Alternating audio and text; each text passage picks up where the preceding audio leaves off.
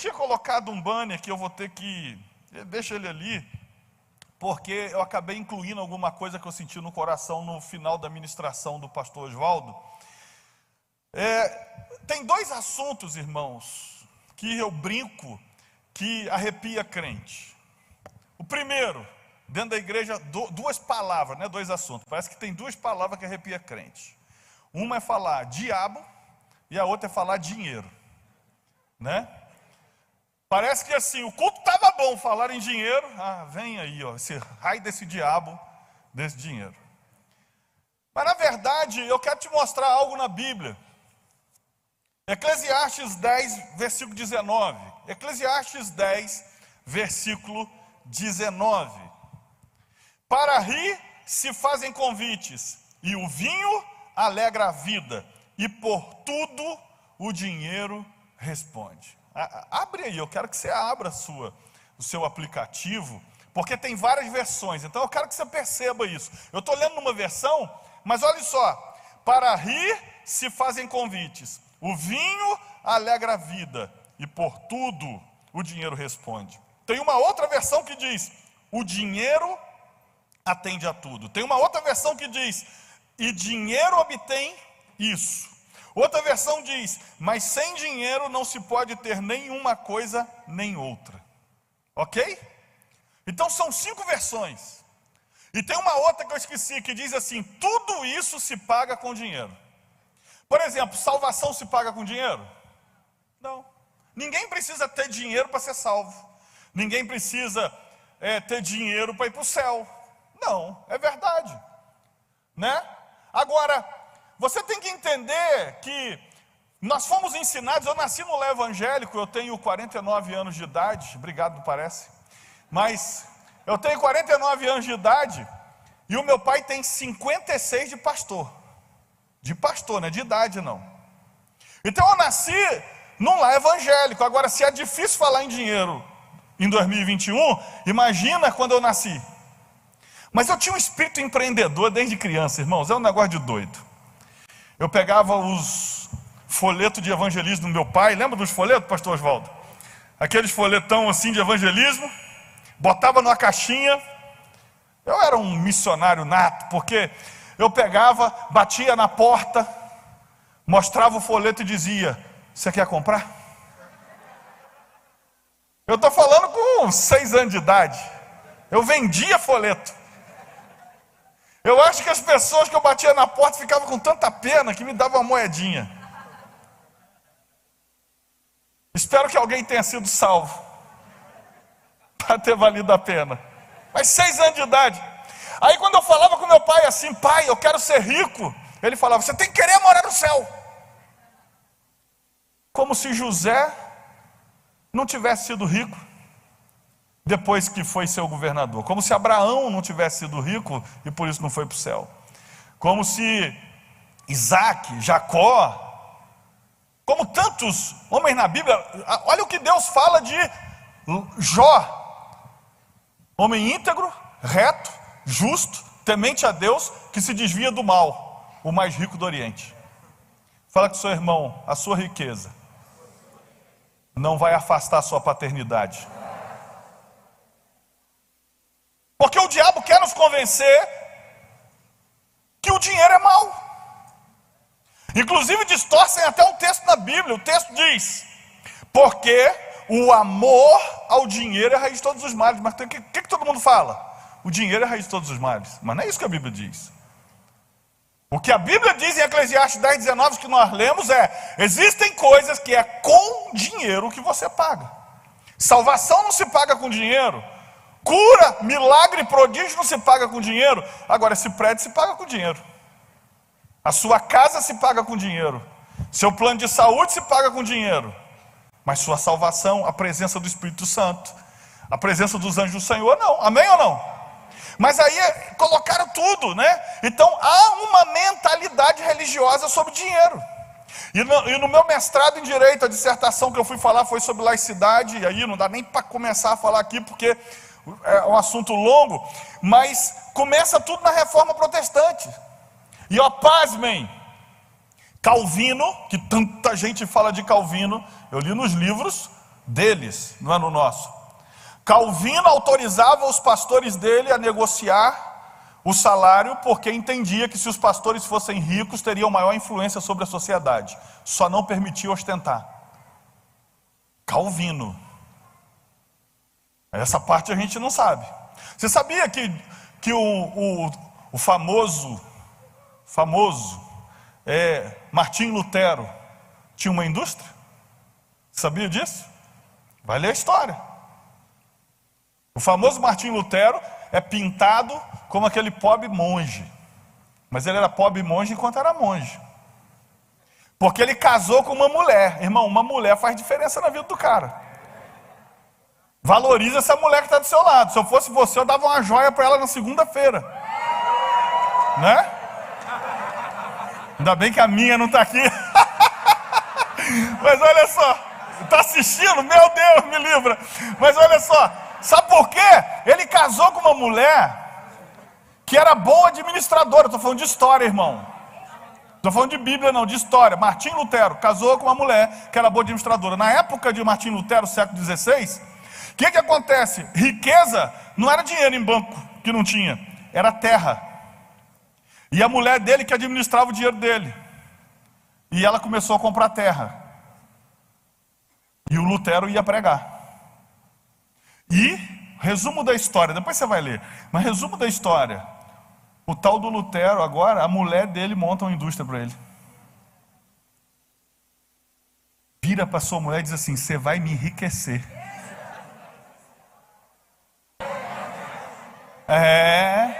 Ué, peraí.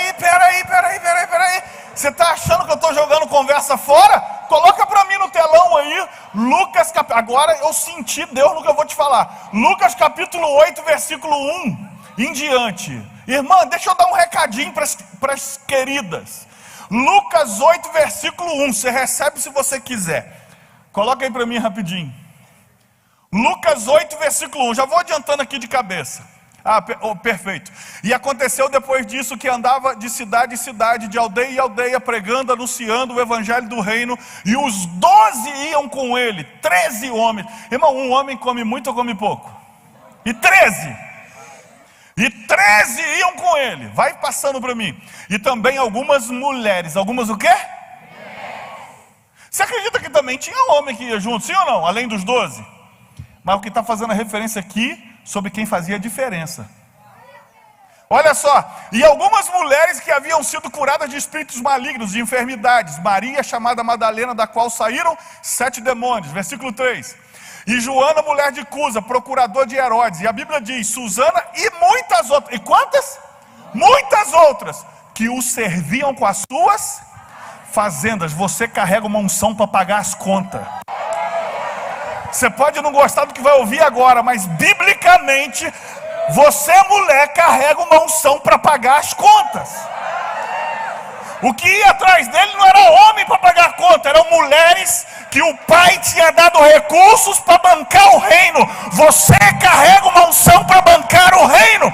Você carrega uma unção para... irmão, você não está entendendo. Irmão, vira para ela e diz assim: eu quero um carro.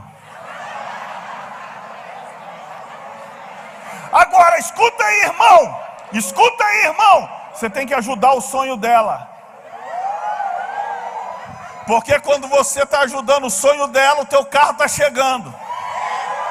Agora eu vou te falar de testemunho. Falei de Martim Lutero, falei da Bíblia.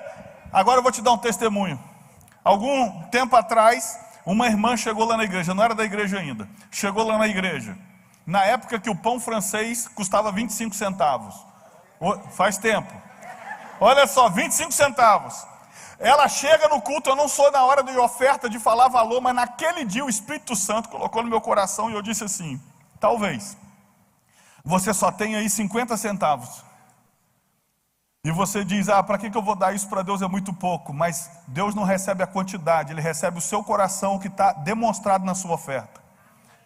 Então você pode entregar, que Deus vai virar a chave. Eu não sabia. Depois uma irmã me procura, meses depois: pastor, eu estava no culto, que o senhor falou isso sobre os 50 centavos. Era a única coisa que eu tinha, porque eu ia comprar 2 pães, que era o que eu tinha. Quando eu meti a mão no bolso para pegar os 50 centavos, meu filho disse: mãe, mas se você der, nós vamos ficar sem pão. O nível da irmã: quando você der, se você der, nós vamos ficar sem pão. Pois ela deu e ficaram sem pão. E essa mulher estava me procurando, porque ela disse assim: pastor, uma pessoa da minha família morreu e deixou 50 mil para mim. E eu queria a conta da igreja, porque a mulher 50 centavos era muito. O que dirá dar 5 mil de dízimo? Eu quero a conta da igreja, porque eu tenho medo de sair com dízimo de lá do banco. Depois que ela entrega o dízimo, essa mulher me procura, meses depois, porque Deus deu uma ideia para ela fazer uniforme. E ela já não estava dando mais conta, prosperou. Que nível? Reformou a casa, deu carro para o marido. Irmão, eu não estou jogando conversa fora. Então vira para a irmãzinha que está do seu lado e diz assim: você vai me dar um carrão. Fala para ela assim: você tem a unção para pagar. Você está entendendo isso? Falei de Lutero, falei de Bíblia e dei um testemunho. Amigo, deixa eu te dizer, valoriza essa varoa. Já escolheu o carro? É isso aí. A minha esposa me deu um carro uma vez, vou te contar como, porque Deus tem os caminhos dele, sim ou não? Tinha um carro que eu tinha dado para ela. Aí eu estava trocando esse carro. Aí ela vira e fala para mim, eu lembro direitinho, estava tomando banho, ela vira e fala para mim assim, sentindo no coração de entregar de oferta. Como eu estava trocando o carro dela, eu não disse nem que sim nem que não, estava comprando um 0. Não disse nem que sim nem que não. Ela não entregou. Um dia o Espírito Santo, eu sentado ouvindo um pastor pregar, o Espírito Santo falou assim: você não entregou o carro. Aí a minha esposa estava do meu lado, porque aqui em Sinop não tem isso, mas em Petrópolis é assim: se deu errado foi nós, se deu certo, viu o que eu fiz? Aí eu virei e falei para ela assim: nem, nós não entregamos o carro. Aí ela disse: não, você não entregou, porque eu falei que queria entregar. E o meu coração entristeceu na hora, porque eu creio nesse poder desse princípio. E quando o pastor terminou, eu falei assim: Senhor, eu vou entregar, porque eu não tinha mais o carro, mas eu ia entregar o dinheiro. Eu falei assim: eu vou entregar. Ouvi nitidamente o Espírito Santo me dizer: vou te devolver a colheita que você perdeu. Passado alguns meses, você sabe o que eu ganhei? De um irmão da igreja? Uma BMW 0. A minha esposa só falou assim: Ney, mas peraí, me entende, se eu que dei... Ela falou: você tem resposta para isso? Eu falei: tem, somos uma só carne. Ela recebeu, mas não convenceu. Ah, pastor, mas o que ela te deu? Ela entregou uma oferta que me deu um carro 0. Fala com a varoa que está do seu lado. Deixa Deus te usar, varoa. Irmão, eu não estou brincando, irmã. Você carrega uma unção diferente. Você carrega uma unção diferente. Por quê? Você é mais sensível. Agora, olha o que a Bíblia diz. Tem coisa que é com dinheiro. Você está entendendo isso? Diga amém.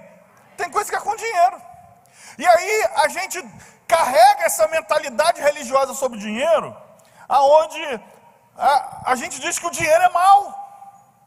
Mas deixa eu te dar aqui um esclarecimento.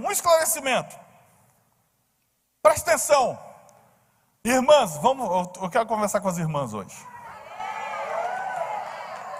Irmãs, olha só, aquela faca que você tem em casa, faca de cozinha, que você usa para cortar carne e tal, aquela faca da sua cozinha, eu estou sendo específico, tá? Da sua cozinha, é bênção ou maldição? É bênção, porque se você não tem ela, você ia ter que cortar no dente, você ia ter que pôr todo doido lá, porque não ia ter como cortar certo. Sim ou não? Bênção ou maldição? Bênção. Agora, aquela mesma faca que você tem em casa, imagina você levando para a casa de uma amiga, perdendo no caminho. E aí essa faca é perdida, e um assaltante acha essa faca tua e assalta alguém. A pergunta que eu faço, agora essa faca é bênção ou maldição? Maldição. Imagina que o assaltante amarra o cara no poste e foge, só que na hora de fugir, ele deixa cair a faca, e alguém de bem pega a faca, solta o cara. A pergunta é, essa faca agora é bênção ou maldição? Você viu que interessante? A faca que era bênção, virou maldição e virou bênção. Por quê, pastor? Porque dinheiro é como uma faca, ele não tem essência, ele assume a essência do dono. Você está entendendo? Dinheiro é como uma faca. Na mão de gente ruim vai ser ruim, na mão de gente boa vai ser bom. Por isso que a Bíblia diz que não é o dinheiro que é a raiz de todos os males, mas o amor a ele. Ou seja, grave isso, dinheiro só potencializa o que está dentro. Por que uma faca na sua mão não faz mal? Porque dentro não tem maldade. Por que na mão do assaltante faz mal? Porque ele só vê maldade. E o dinheiro, mesma coisa. O dinheiro só coloca para fora o que está dentro. Então, se alguém se torna ruim porque tem dinheiro, é porque já era, só faltava oportunidade para mostrar quem era. É como o cara que quer ser político e diz, pastor, eu queria tanto ser deputado, ser vereador, mas eu tenho medo de me corromper. É porque tu já é ladrão. Só falta dinheiro para poder roubar. Porque ninguém tem medo do que não é. Você entende isso? Um crente que fala assim, eu tenho medo de ter dinheiro e me desviar, é porque tu já é um desviado. Que só faltou dinheiro para poder ir embora. Agora, por que Jó pode ser íntegro, reto, justo, temente a Deus, que se desvia do mal e ser o homem mais rico do Oriente? Porque você não está à venda. Porque você já foi comprado. Porque você já tem dono. E o que você tem é o que ele te deu, e a fonte é ele. Ou seja, dinheiro não muda ninguém, irmão. Dinheiro só bota para fora o que está dentro. Então, se você viu um cara que prosperou e ficou ruim, é porque ele já era, você só não conseguia perceber, porque não aparecia. Por isso que eu e você temos que ser curados por dentro para ser bênção com dinheiro. Você está entendendo isso? Ah, pastor, não concordo com isso, porque dinheiro não traz felicidade. Eu te pergunto, pobreza traz? Alguém aqui nesse auditório tem o projeto de, no próximo 5 anos, perder tudo para ser feliz? Mas olha o que a religião fala, dinheiro não traz felicidade, como se a pobreza trouxesse, você entenderá? Pastor, só tem que entender que dinheiro não traz saúde. A pergunta que eu faço, alguém é mais saudável porque é pobre? Então qual que é a frase certa? Dinheiro e pobreza não trazem saúde, não traz felicidade. Pode não trazer saúde, mas paga anestesia, irmão. Você está entendendo?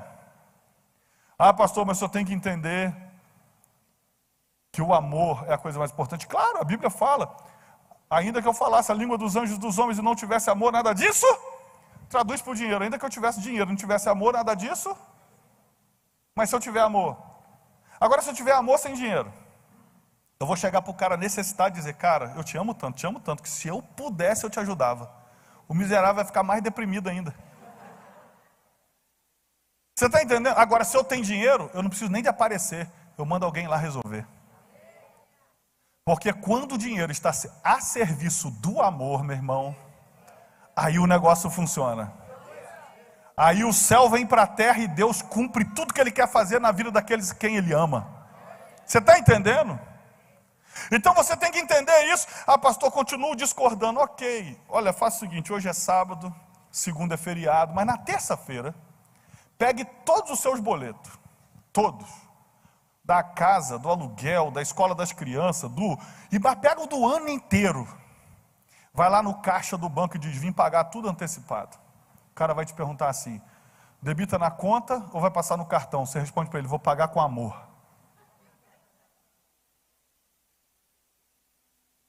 Por quê, pastor? Porque amor serve para amar, dinheiro serve para pagar o que o amor mandar. Você está entendendo? Ninguém será. Você tem que entender. Ah, pastor, o senhor tem que entender o seguinte: lá na igreja tem uma pessoa que depois que teve dinheiro, ela se desviou. Eu te pergunto, você não conhece um pobre desviado? Olha a bobagem que a gente fala. Não, fulano se desviou depois que teve dinheiro. A pergunta é, quantos se desviaram sem dinheiro? Devendo. Fala com seu irmão, desbloqueia essa mente aí, irmão. O único interessado na nossa pobreza se chama Satanás. Porque ele tem um decreto contra ele imutável. As portas do inferno não prevalecerão contra a minha igreja. Então ele tem que ter uma estratégia que nos convença que ter recurso vai fazer mal para nós. Que ter recurso... Não, amigo, pelo contrário. Essa é a primeira que vocês fazem no Mato Grosso. Deus vai mandar recurso para vocês fazerem uma para 5 mil, 10 mil pessoas. Você está entendendo? Por quê? Tudo isso se paga, o que a Eclesiastes diz? Com dinheiro. Você entende isso? Diga amém. É com dinheiro que se paga isso. Agora, preste atenção. Primeira chave então, quebre a sua mentalidade religiosa sobre dinheiro. Segunda chave, Gênesis 1, acredite, dá para tirar a lição de dinheiro em Gênesis 1. Gênesis 1, versículo 1. No princípio criou Deus os céus e a terra era sem forma e vazia, e havia trevas. Repita comigo, e a terra era um caos. É só para resumir, a terra era um caos. Deus criou os céus e a terra, mas a Bíblia diz que a terra era um caos. O que isso tem a ver com dinheiro, pastor? Você vai chegar lá. Antes, lá no versículo 28, ele diz assim, e Deus os abençoou, e Deus lhe disse, frutificai e multiplicai. Repita comigo, frutificai e multiplicai. Escuta o que eu vou te dizer. O versículo 28 só aconteceu depois que Deus diz assim, havia caos, e eu fui botando ordem. Sol, lua, água, terra, dia, noite. E ele foi colocando ordem em tudo. Depois que estava tudo organizado, ele disse, frutifique e multiplique. O que isso tem a ver com as minhas finanças? Simples. É Deus que multiplica, mas é você que se organiza. Porque Deus não multiplica o caos. Não adianta ficar orando dizendo assim, Senhor, aumenta as finanças da minha igreja, Senhor, aumenta, porque a tua prosperidade não é quanto você ganha, é quanto você gasta. O que determina o nível de prosperidade que você vai viver é o quanto ficou e não o quanto foi. E cada um na sua proporção. Ou seja, não é um caso isolado. Olha para a multiplicação dos pães, lembra? Mais de 5 mil pessoas, multiplicação dos pães. O próprio Jesus diz, dê comida para esse povo aí, o pessoal vai morrer os discípulos falam, o pessoal vai morrer no deserto, está com fome, está contigo há tanto tempo. Na hora que vai fazer a multiplicação, antes de levantar e multiplicar, o que ele fala? Assenta todo mundo de 50 em 50, 100 em 100. Agora só uma pergunta, mais de 5 mil pessoas, sem WhatsApp, sem microfone, você acha que demora ou é rápido? Meu irmão, para organizar tudo de 50 em 50, 100 em 100 na relva, demora! Mas amigo, Deus pode saber da tua pressa, mas Ele não se apressa para não estragar a sua vida. Há tanto tempo eu estou esperando, pastor. E Deus está esperando você fazer a sua parte. Para que Ele não multiplique o caos. Imagine a cena. Porque tem coisa na Bíblia que a gente não para pensar. Imagina a cena. Jesus de frente do túmulo do único cara que estava lá dentro. Você lembra quem era o nome do cara? Da pedra? Lázaro. Aí, por quê? Que Jesus vai falar para o cara, que é só ele que está lá, Lázaro, primeiro não está ouvindo, vem para fora. Aí Lázaro olha, gente, mas quanta gente tem aqui dentro, hein? Eu vou escrever um filme ainda, porque eu vou botar todas as minhas doideiras nele. Aí o Lázaro olhando, só tem eu, por que que? Então sou eu mesmo, vou sair. Mas por que Jesus falou, Lázaro sai para fora? Grave isso, porque Deus nunca vai multiplicar o caos. O corpo de Lázaro estava ali, mas Lázaro não estava ali. Lázaro estava na eternidade, junto com todo mundo que morreu. Já pegou, né? Quando Jesus está do lado de fora do túmulo, e fisicamente para ele está falando para Lázaro, a voz entra no túmulo, vai na eternidade e vai buscar o único que tem que voltar. Porque se a voz chega lá e diz, sai para fora, tem que obedecer, todo mundo tem que voltar. E Deus nunca vai multiplicar o caos na sua vida. Por isso, se organize para Deus fazer o que quer fazer na sua casa, na sua igreja, nas suas finanças, na sua família, na sua história, nos seus sonhos. É Deus que multiplica. Mas é você que se organiza, ainda que você esteja com pressa. E gente, para a gente caminhar para o fim, eu vou pular algumas coisas aqui. Não, é 10 para 1, meu irmão. Então deixa eu só não pular uma coisa aqui. Esse aqui vai ser gosto de bezetacil. Fala com seu irmão, prepara. Um texto simples, que não precisa de estar nos cadernos de economia nem de administração. Provérbios 21, versículo 20. Tesouro desejável e azeite há na casa do sábio, mas o homem insensato o desperdiça. Agora eu vou ler na tradução da linguagem de hoje, nova tradução da linguagem de hoje, porque aí vai ficar perfeito o texto para você entender. O homem sensato tem o suficiente para viver na riqueza e na fartura, mas o insensato não, porque gasta tudo o que ganha. É Bíblia, irmão. Olha que fantástico. Você não precisa de pegar um livro de economia. Bíblia, Provérbios 21, 20. Se você jogar para a nova tradução da linguagem de hoje, ele vai ficar na nossa linguagem. Aí ele vai dizer: o homem sensato tem o suficiente para viver na riqueza e na fartura, mas o insensato não, porque gasta tudo o que ganha. Eu falei, era bezetacil. Vocês deviam ter deixado eu pular. Olha só. Você sabe por quê que a gente está sempre apertado? Porque vive como se não houvesse amanhã. Por isso. Eu vou te falar o que eu fiz com meu filho com 6 anos de idade. Meu filho hoje tem 25 anos, faz faculdade de medicina, ganha uma merreca. Por quê? Ele só está fazendo a faculdade, irmão. Então ganha uma merreca. Eu sempre fui contra a mesada. Sempre. Irmão, comecei a trabalhar com 11 anos de idade. Sempre fui contra a mesada. Quando ele tinha 6 anos de idade, eu botei ele para dormir e falei assim: Mateuzinho, você tem que começar a trabalhar. Ele me olhou com essa cara assustada e disse: pai, quem vai me dar emprego? Eu falei: eu. E eu vou fazer o quê? Catar o cocô do cachorro no quintal. E só vai me pagar quanto? R$1 por semana. Chama de miserável não, é didático. R$1 por semana, 6 anos de idade. Aí o que acontece? Quando eu fui pagar o primeiro salário, R$1, ele tem 25, ele tinha 6, então 19 anos atrás, fui pagar R$1. Eu falei: o que você vai fazer com esse dinheiro? Ele falou assim: eu não lembro se era bala, o que é. Eu falei: não, você tem que guardar, cara. Você tem que guardar, porque pode ser que apareça uma oportunidade para você. Expliquei para ele que era uma oportunidade. Entendeu? Nada, mas guardou.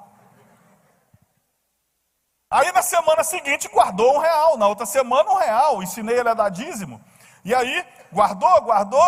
Aí quando tinha uns 20, sei lá, 25, eu falei: Mateuzinho, você sabia que o banco, se você colocar o dinheiro lá, ele te dá juros? O que é juros, pai? É um dinheiro que ele te paga porque você emprestou o dinheiro para ele. Ele: eu quero isso. Falei: então me dá seu dinheiro. Abri uma caderneta de poupança para ele, trouxe a cadernetinha, o comprovante. Na semana seguinte fui pagar o próximo salário, ele falou assim: bota na poupança e traz o papel. Ele gostava de colecionar os papelzinhos. Ele queria ver nos 30 dias depois o juro que deu. E ensinando a dar dízimo e tal. Aí o meu pai chegava lá em casa: e aí, o que você quer, Mateus? Quero dinheiro. Aí meu pai pegava R$20, dava para ele. Minha sogra ia lá em casa: Mateuzinho, o que você quer? Quero dinheiro. Aí ia lá, dava R$20, dava 50. Eles iam embora, ele trazia: leva para a poupança, pai. Eu estou falando que ele começou a guardar R$1. Porque o que eu estava fazendo na cabeça dele era criar uma mentalidade de guardar. Com 6 anos de idade em diante.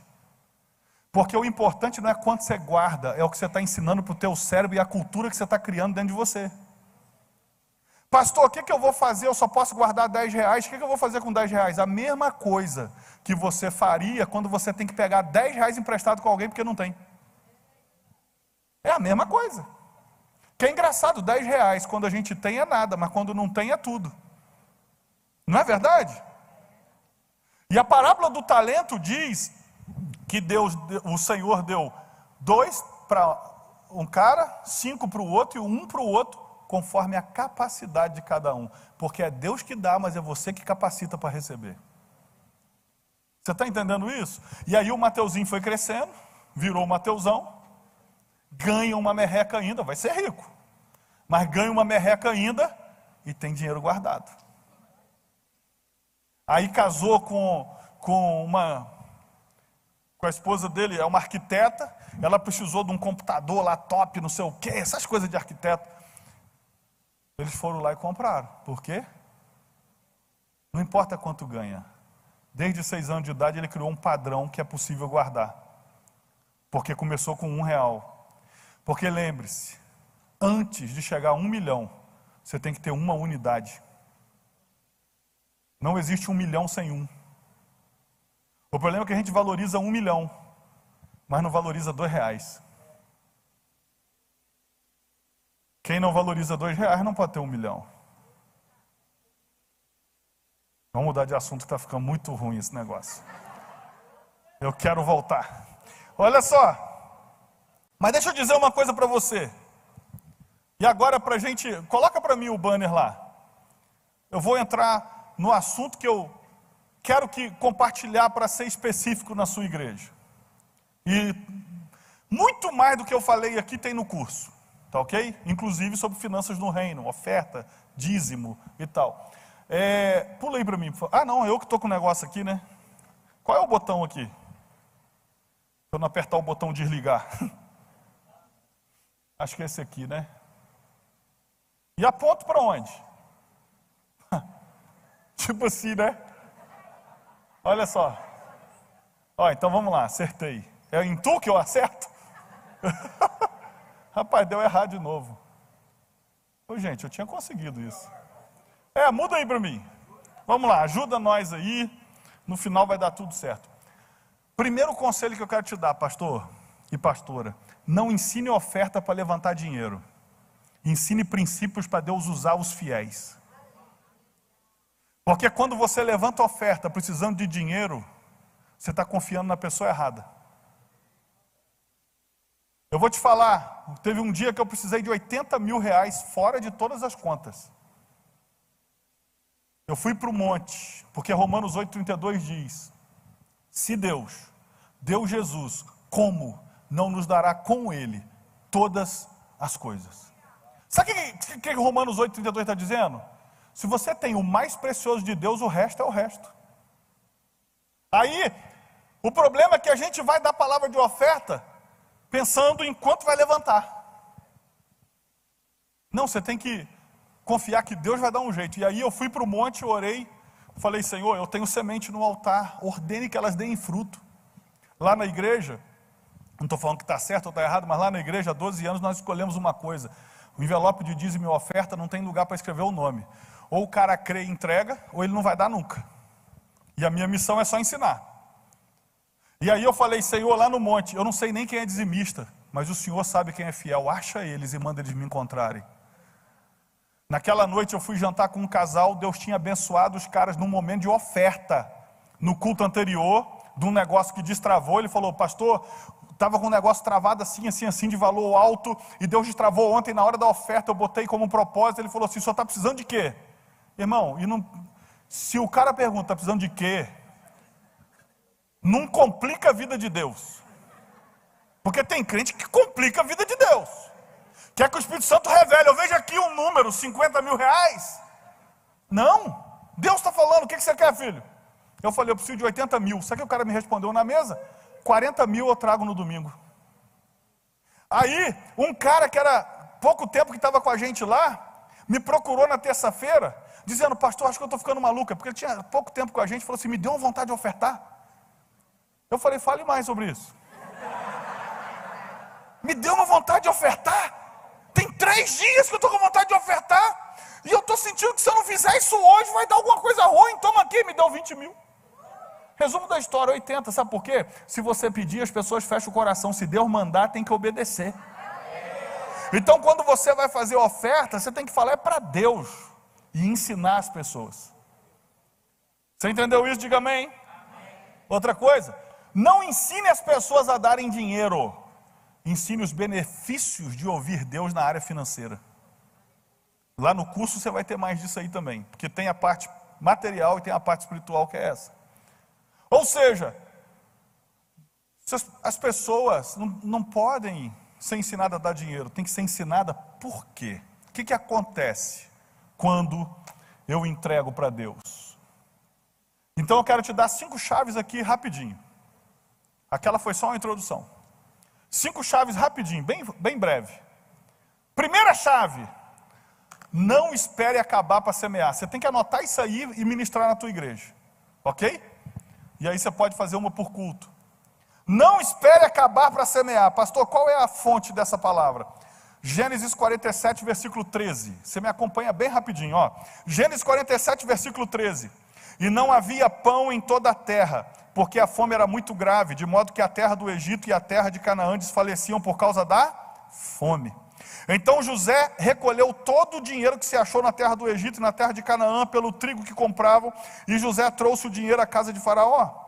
Acabando-se, pois, o dinheiro da terra, e da terra de Canaã vieram todos os egípcios, e José dizendo: dai-nos pão. O que eles pediram? Pão. O que eles pediram? Pão. Porque morreremos em tua presença, porquanto o dinheiro nos falta. Por quê? Eles compraram todo o pão com dinheiro, por aqueles anos todos, só que acabou o dinheiro. Eles estão falando: dai-nos pão, porque não tem mais dinheiro. Aí o versículo 17: então trouxeram o seu gado a José, e José deu-lhes pão. Por que deu pão? Porque eles pediram pão. Em troca de cavalos, ovelhas, vacas, jumentos, sustentou de pão aquele ano por todo o gado. E acabado aquele ano, vieram a ele no segundo ano e disseram: não ocultaremos ao meu senhor que o dinheiro acabou, meu senhor possui os animais e nenhuma coisa nos ficou, senão o nosso corpo e a nossa terra. Porque morreremos diante do Senhor, compra-nos a nós e a nossa terra por pão. Irmão, tudo errado desde o início. Gastaram o dinheiro todo comprando pão, perderam o rebanho todo comprando pão, e agora eles vão se vender e vender a terra pelo pão. Olha só, versículo 23, pula. Então disse José ao povo: eis que hoje tenho comprado a vós, já era, foi feito o negócio, a vós e a vossa terra para Faraó. Eis aí, tem de semente para vós. Peraí, eles estão desde o início comprando o quê? Pão. O dia que eu li isso aqui, olha o versículo 24. Há de ser, porém, que das colheitas. Que colheita? Está em fome? Olha que doideira, gente. Há de ser, porém, que de colheitas darei a quinta para Faraó e 4 partes para vocês, para que sejam semente de novo e para vosso mantimento. Até ler esse texto, para mim, a crise do Egito era seca e a terra não produzia. Mas quando eu vi o povo gastando tudo para ter pão, pão fala do que eu quero, da necessidade, tudo que eu quero, vou gastando, quando acabou tudo, sobrou o corpo e a coisa, José falou assim: ok, vou dar pão, mas a partir de agora, vou dar o que vocês não pediram, e deviam ter pedido lá no início, porque se vocês pedem lá no início, vocês não tinham voltado aqui mais nenhuma vez. Então toma aqui a semente, vai ter o pão, porque tudo que vocês plantarem, vai dar fruto, a terra não está com problema, vai dar fruto, e desse fruto, vocês vão tirar 20%, 1/5, entregar para Faraó, uma parte de semente, e vai viver. Irmão, sabe o que esse texto está mostrando? A crise do Egito não era crise de água nem seca, era crise de semente, não tinha mais, porque comeram tudo. E só teve um cara no Egito inteiro que guardou semente: José. E os caras, na hora de virem comprar, ao invés de falar: a minha solução está na semente, não, compraram o pão porque tinha dinheiro. Porque se eles vão na primeira e falam: venda-nos a semente, José ia vender. A semente era para isso. Venda-nos a semente, eles iam voltar, semear, colher, plantar, colher, e nunca mais voltava no Egito. Você sabe por quê que muitos de nós às vezes não tem conseguido? Porque a gente está querendo o pão, o carro, a casa, o prédio, e está esquecendo que tudo isso pode ser conquistado com uma semente, que pode produzir uma colheita. que pode trazer aquilo que eu não posso comprar agora. O dia que eu vi aquilo dali, eu estava numa conferência, lá em São Paulo. E eu estava começando o meu primeiro negócio do empreendimento imobiliário, o primeiro. E eu já sabia que ia faltar uns 170 mil de todo o dinheiro que eu já tinha. Mais ou menos, eu não lembro o exato valor.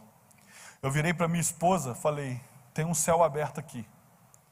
Eu falei com ela assim, nós já não temos dinheiro para concluir. Mas antes que acabe tudo, a gente pode plantar uma semente aqui hoje. Para no mundo físico parecer que faltou mais, mas que no mundo espiritual vai concluir tudo. Eu falo isso arrepiado. Naquela hora separei não só uma oferta do meu negócio, mas outra da igreja, porque a igreja sempre também está em desafios. E uma oferta que fosse representativa daquilo que eu precisava. Resumo da história, não pedi 170, pedi o projeto pronto. E sabe o que aconteceu? Ainda bem que eu não falei valor, porque a gente tem mania de pão. Achar que sabe quanto precisa. Eu disse, essa semente, Senhor, eu preciso que produza tudo pronto. Resumo da história, faltou mais de 300, mas terminou, porque Deus enviou colheita. Amigo, não espere acabar para você semear. Não espere perder tudo. Eu faço ofertas da igreja em outros ministérios. Por quê? O princípio que funciona para a minha vida física, funciona para a minha vida ministerial. Quando eu vou começar uma obra na igreja, eu mando uma oferta para outro ministério, mesmo que não tenha o dinheiro para concluir a obra, porque o que eu estou fazendo é plantar a obra pronta. É dando um destino para a semente, dizendo, você é uma obra pronta. Você entende isso? Diga amém. Outro conselho. Sua oferta revela a Deus a que classe você pertence. Como assim, pastor? Vamos lá. Êxodo 35, versículo 5. Tomai do que tendes uma oferta para o Senhor, cada um, de coração disposto, voluntariamente atrará por oferta ao Senhor, ouro, prata, bronze, estofa azul. Eu não vou nem ler tudo. Você sabe esse texto? Nós estamos falando aqui para líderes, para pastores. Deus fala assim, trazer uma oferta voluntária. Aí a gente acha que voluntário é qualquer coisa. Ele diz assim, é voluntário, é quem tiver afim. Mas é nessa relação aqui, ouro, prata, bronze, carmesim, linho fino, e chegou lá na madeira. Agora escute o que eu vou te dizer. Isso aqui é uma revelação muito maior que eu aprendi com um amigo. Qual? A revelação é, tem gente que na hora da oferta é da classe do ouro. Você está entendendo isso? Por isso que ele disse, quem é da classe do ouro vai trazer ouro. Mas tem gente que não é da classe do ouro, é da classe da prata. Por isso que Deus fala, agora fala quem é da classe da prata trazer prata. Mas ele sabe que nem todo mundo é da prata. E quem é do bronze? Traz bronze que eu vou aceitar igualzinho. E ele foi descendo dizendo, e quem é da classe da madeira, que só tem madeira? Pode trazer que eu vou receber igualzinho do ouro. Não vou fazer distinção. Você está entendendo isso? Agora você tem que entender o que acontece na hora da oferta, irmão. Porque isso aqui é muito mais profundo que isso. Na hora da oferta ele está dizendo, se você é da classe do ouro, traga ouro. Se você é da classe da prata, traga prata. Se você é do bronze, traga bronze. Agora pensa comigo. Você concorda comigo que o cara que é da classe do ouro, que é o top, nós estamos falando de metal naquela época, tem tudo para baixo? O cara é do ouro, irmão. Ele tem bronze, ele tem prata, ele tem madeira, ele tem tudo. Aí é que entra o problema. É quando a classe do ouro resolve entregar bronze. Ele está dizendo no mundo do espírito, me rebaixa, porque aqui em cima eu não consigo ser fiel. Agora pensa comigo o que eu vou te falar. Pensa comigo, só pensar. Você concorda que o cara da classe da prata, nós estamos falando de metal, literal, não era conta em banco. Ele tem um monte de lingote de prata, lembra disso? Monte, ele é da classe da prata, e tudo que vem abaixo, ele tem também. Mas pensa ele com o coração de Davi, querendo honrar a Deus, e dizendo, cara, o meu sonho é dar ouro para Deus. Aí ele pega 20 lingotes de prata e fala, você troca por uma pepita? Vai lá no cara do ouro e fala, você troca por uma pepitazinha de ouro? O que você vai fazer com isso? Eu queria tanto dar ouro para Deus. Aí ele chega com aquela pepitinha, não, coisa não, uma pepitinha de ouro, e entrega. No mundo do Espírito está dizendo, pode me promover, que aqui eu sou fiel, aí eu vou ser fiel também. Amigo, deixa eu dizer uma coisa para você, se tem um momento perigoso no culto, é momento de oferta, porque você rebaixa ou promove naquela hora. você diz para Deus: aqui eu não consigo ser fiel, pode me rebaixar, porque mais baixo eu consigo entregar. Oh, irmão, isso é sério? Jesus amado. Vamos falar de resultado? Eu gosto de resultado. Vamos falar de resultado? Anote essa chave aí. Comece com uma oferta. Uma chave. Eu vou te dar o texto. Vamos falar de resultado. Eu gosto de resultado. Gênesis 32, versículo 9. Resultado da vida de Jacó. E orou Jacó: Deus de meu pai Abraão e Deus de meu pai Isaque, ó Senhor, que me disseste: toma a tua terra, a tua parentela e te farei bem. Sou indigno de todas as misericórdias, de toda a fidelidade que tenho usado para com teu servo, pois atenção, apenas o meu cajado atravessei esse Jordão. Já agora sou 2 bandos. Resultado da vida de 20 anos de Jacó. Eu comecei a vida atravessando esse Jordão com um cajado. E agora Deus me prosperou tanto que eu estou em 2 bandos. Mas tem um negócio aqui que não bate bem. Porque ele não começou a vida com 2 cajados, com um cajado só. O pai dele deu a chance dele dar certo. Como assim, pastor? Vamos ler o texto. Gênesis 28, versículo 15. Eis que eu estou contigo e te guardarei por onde quer que fores, e te farei voltar. Isso aqui é o início da vida dele, né? A terra, porque não te desampararei até cumprir aquilo que te hei dito. Despertado do seu sono, disse: na verdade o Senhor está neste lugar e eu não sabia. E temendo, disse: quão temível é este lugar e a casa de Deus, a porta do céu. Tendo levantado Jacó cedo de madrugada, tomou a pedra que havia posto por travesseiro e erigiu uma coluna, sobre cujo topo entornou azeite. Ele não começou a vida com um cajado, ele atravessou o Jordão com um cajado. Mas o pai dele falou: você vai levar azeite para a sua viagem. O que é azeite, pastor? Porque para a gente é só a representação do Espírito Santo e o poder. Mas o rei Salomão, quando foi construir o templo, comprou do rei Hirão madeira e pagou com azeite. Por quê? Azeite era uma commodity, era dinheiro. Você está entendendo? Então quem tinha azeite tinha recurso para fazer uma viagem. E Jacó vai começar uma viagem que ele não sabe em que vai dar, porque vai para uma terra que não era dele. E ele chega nessa terra, ele vai começar essa viagem, e o pai disse: ok, leve o azeite, você precisa de dinheiro, e leve o cajado para você se proteger das feras. E de repente ele tem um sonho. Nesse sonho Deus fala: eu vou estar contigo, eu vou te ajudar, eu vou te abençoar. E ele acorda desse sonho, ele só tem uma coisa, ele só tem azeite. Ele prefere atravessar sem nada, mas começar com uma oferta. Ele levanta e derrama tudo o que tem. Por isso que o texto diz: eu atravessei o Jordão com um cajado e Deus me abençoou, e hoje eu sou 2 bandos. Porque pode acreditar, não tem nada mais poderoso para você começar alguma coisa do que com uma oferta. Não tem nada mais poderoso que você dizer, porque você olha para esse cara, ele está com um cajado, tem tudo para dar errado. Agora quer ficar pasmado? Gênesis 31, versículo 12. Porque a Bíblia diz que ele era um cara que durante o dia era consumido pelo calor, e durante a noite ficava com sono, com olheira, cuidando da ovelha. Lembra disso? E traduzindo, Jacó dizendo assim: eu trabalho muito, falando para Labão, eu trabalhei muito para você de dia e de noite, me fugia o sono, eu era comido pela geada e pelo sol durante o dia. Aí aparece um anjo para botar os pingos no i. Gênesis 31, versículo 12, disse ele: levanta agora os teus olhos e vê que todos os bodes que cobrem o rebanho são listrados, salpicados e malhados, porque tenho visto tudo que Labão te fez. Eu sou o Deus de Betel, 20 anos atrás, onde ungiste uma coluna, onde me tens feito um voto. Levanta agora, sai dessa terra. Traduzindo, porque fui eu que te prosperei. Ele fala: eu trabalhei muito, eu fiz muito, mas aparece um anjo para ele dizendo assim: sabe aquela oferta? Eu trouxe os listrados, eu trouxe os malhados. Você começou sem nada porque dependia de mim, e eu fiz tudo para você chegar onde você chegou. Amigo, não tem como você achar que você vai entregar algo para Deus e vai ficar por isso mesmo. Repita comigo: Deus não está à venda. Deus não pode ser comprado, mas Ele cumpre os seus princípios. Outro, é o penúltimo. não desperdice um convite ao sacrifício.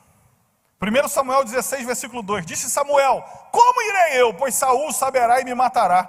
Então disse o Senhor, toma contigo um novilho e dize, vim para sacrificar, e convidarás Jessé ao sacrifício. Sabe o que acontece nesse texto? Lê depois com calma. Samuel estava com medo de morrer. Repita comigo, Samuel estava com medo de morrer. Porque tem crente que acha que não pode ter medo de morrer. Ah não, porque senão eu não estou salvo. E Samuel tinha medo de morrer, tanto é que ele fala, eu não posso cumprir essa ordem sua, porque Saul vai me matar. E Deus entende, não, você tem razão. Então você faz o seguinte, chama Jessé para o sacrifício.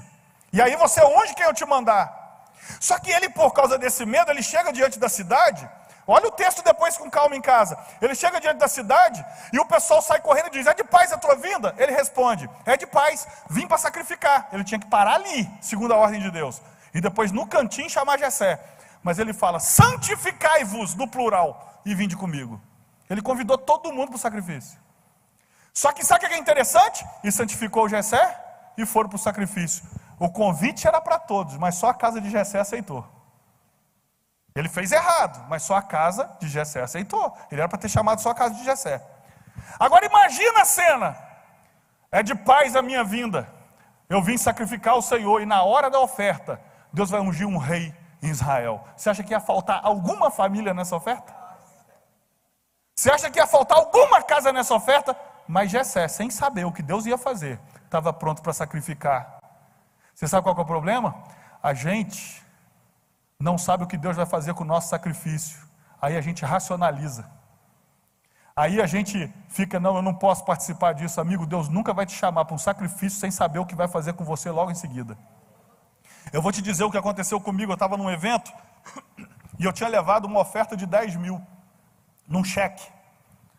Porque eu tinha vendido um negócio, já tinha dado o dízimo e falei, eu vou entregar uma oferta ao Senhor. E tinha pago um monte de coisa de obra e deixei 50 mil para quando eu voltasse, pagar antecipado coisa de obra de novo. Quando chega na hora da oferta, Deus fala comigo assim, volta com os 10 e entrega os 50. Foi o dia que eu aprendi. Porque na primeira coisa eu falei, cara, isso aqui deve ser coisa do diabo, esse troço. Mas naquele dia eu aprendi que o diabo nunca vai mandar você dar nada para Deus. Então nunca vai ser ele. Nunca vai ser ele. Ah, pode ser minha emoção. Fique tranquilo, porque o princípio funciona dentro ou fora da emoção. Porque se a terra receber a semente, ela é obrigada a dar fruto. Pastor, veja bem, eu estou arrependido, pastor. Eu dei oferta, não era para ter dado isso tudo. Aí vai vir um religioso dizer, perdeu o efeito da semente. Amigo, no mundo do espírito, só uma coisa impede a colheita, cavar a terra e tirar a semente. Se não cavou e não tirou a semente, vai chorar, se arrepender, mas a colheita é obrigada a vir. Então é com emoção ou sem emoção, não interessa, Deus vai cumprir, porque a semente foi lançada, o terreno é fértil e vai ter que ser cumprido. Então nunca fique na dúvida. Nunca. Pastor, mas eu me arrependi. Não importa, só não tira do solo. Porque se não tirar do solo, vai nascer. Se não tirar do solo, vai dar fruto. Irmão, recebe essa palavra. Se não tirar do solo, vai brotar, vai frutificar, vai ser 100 por 1, vai ser 1000 por 1, porque não é pelo fato que ali diz que é 100 por 1, isso foi na casa de Isaac, na tua pode ser 1000, porque Deus faz infinitamente mais. Nunca arranque a tua semente do solo, chore, se arrependa, faça o que quiser, mas deixa ela lá. Porque se ela ficar lá, o solo é obrigado a devolver o que Deus falou que vai ter que vir. Ah, meu irmão, você tem que entender isso. E aí, eu falei com o Senhor, eu vou entregar, só que eu não tinha como transferir, não tinha como fazer nada. O cara que estava do meu lado, que eu tinha levado na conferência, ele, na hora da oferta eu não levantei. Ele falou, o senhor não vai na oferta? Ele achou estranho, eu que creio tanto. Eu falei, não vou não, mas não expliquei, eu já estava atribulado, irmão. Eu estou falando sinceramente, mas eu estava lá feliz. Não, Jesus, sério, e tal. Mas estava decidido. O irmão falou, então vai comigo, para me abençoar. Ainda pensei assim, eu estava atribulado, eu pensei assim, cara, esses caras são místicos, eu tenho que ir abençoar esse cara miserável. Chegou lá na frente do altar, ele entregou a oferta dele e pegou um envelope e me entregou. de slim, fininho. Botei no bolso atribulado, sentei atribulado. 10 minutos de tribulação, o Espírito Santo falou assim: já te dei a colheita. Eu falei: não é possível que tem 50 mil aqui. É muito fino para ter 50 mil. E eu curioso, o cara do meu lado, pior. Ele ia almoçar no mesmo lugar que eu, estava no mesmo carro que eu. Foi miserável, vai para algum lugar aí, some. Aí eu me senti um imbecil, porque uma irmã, depois de forma muito simples, falou: por que você não foi no banheiro? Eu falei... Aí eu me senti imbecil aquele dia. Irmão, quando eu abri, ele tinha dado a caminhonete importada diesel dele de oferta. Porque na hora que eu estava sentado, 10 minutos tinha passado, o Espírito Santo falou comigo assim, depois que eu estava com aquele negócio no bolso, ele falou assim: já te dei a colheita, eu só queria a obediência. Porque eu só no dia seguinte ia transferir. Fala com o seu irmão, pode ser emocional, pode se arrepender, só não tira a semente do solo. Porque a única coisa que vai destruir a colheita é a semente ser arrancada. Ou seja, você tem que entender que ofertar nunca vai ser um desperdício. Nunca vai ser um desperdício. Então nunca fure um convite para o sacrifício, porque você não sabe o que Deus está querendo ungir na sua vida. E a última coisa, nós pastores, Mateus 2, versículo 3 e 2. Na cadeira de Moisés, eu não passei, né? Seja o exemplo. Na cadeira de Moisés se assentaram os escribas e fariseus. Fazei e guardai, pois tudo quanto eles vos disserem. Porém não os imiteis nas suas obras, porque dizem e não fazem. Amigo, o que vai fazer romper o seu ministério nessa área, não é os seus membros verem, é Deus ver que você faz o que prega. É o reino do Espírito olhar para você e ver, ele tem autoridade. Porque o que te dá autoridade não é o conhecimento nesse caso, é a sua atitude. A sua atitude é que vai abrir o céu sobre a tua igreja. Não tem como você ensinar o seu povo e ter gente que sacrifica e você não ser capaz de sacrificar. Você não ser capaz de fazer além. Você não ser capaz de ser proporcional à bênção. Porque a Bíblia diz assim: na medida que o Senhor o tem abençoado. É nessa medida que nós temos que trazer. Amigo, eu vou dizer uma coisa para você. Deus quer virar chaves ministeriais, materiais.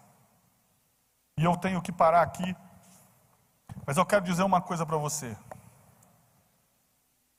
Tem um céu aberto nessa igreja.